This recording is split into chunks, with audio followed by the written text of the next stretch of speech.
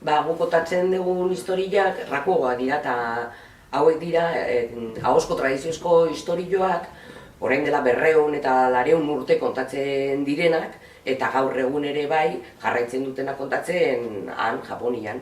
Eta itzulitako historioak dira, eta guk ikasitak eta kontatzen ditugunak. Nire kasua da, ikastolako liburutegiko ardurana izanez, ikastolako umei kontatzen diret ipuinak eta historioak, eta hortarako bai udal liburutegitikan aukatzitut ipuinak eta bai ikastolako liburutegitikan, eta normalean txikiek kontatzen diet.